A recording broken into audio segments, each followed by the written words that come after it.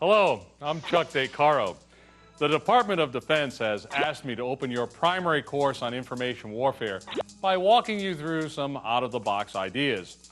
The Clausewitzian view that war is the extension of politics that uses the controlled application of violence to constrain the enemy to accomplish our will reflected the technology of the early 19th century. Towards the future of Iraq. But the arrival of global real-time television has replaced the fine line between diplomacy and warfare with a large gray zone where the wills of societies can be bent without necessarily resorting to full-scale warfare. I call this new kind of warfare soft war and define it as the hostile use of global television to shape another society's will by changing its view of reality. Soft war may help explain why, after 3 years of trying to root out Osama bin Laden, the United States has taken Afghanistan and Iraq, created global counter-terrorist links, spent hundreds of billions of dollars, but the al-Qaeda attacks are still coming. Why? The likely cause is the U.S. insistence on using Cold War legacy systems and even more archaic thinking in dealing with an asymmetric enemy who has totally adapted himself and his operations to the infosphere.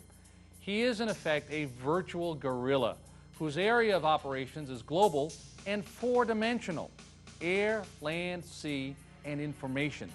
Thus, this stateless millionaire has been able to conduct a new kind of guerrilla war on a global scale with attacks against American interests from the Middle East to the once sacrosanct shores of the United States itself. Bin Laden has demonstrated distributed and dispersed intelligence and command functions by simply using the ubiquitous internet. He has also used global television to greatly magnify the size and scope of his attacks and create a kind of international cult following based on the amplification of his alleged charisma. America has inadvertently worsened the situation by attacking only visible tactical targets from the Philippines to Afghanistan to Iraq. This conventional doctrine is like the inept mechanic who fixes an engine warning light by cutting the wires to the light.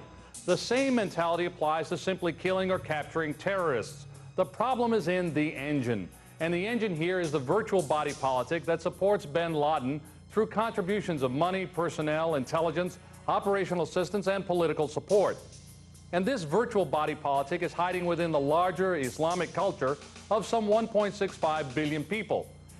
What is needed is a four-dimensional military that operates equally well on land, sea, air, or the infosphere, a force that is doctrinally guided by an integrated information warfare plan with kinetic adjuncts, not the current kinetic plan with IW adjuncts. I'm Chuck DeCaro. Thank you for your time. Duty calls. Learn your lessons well. Good luck.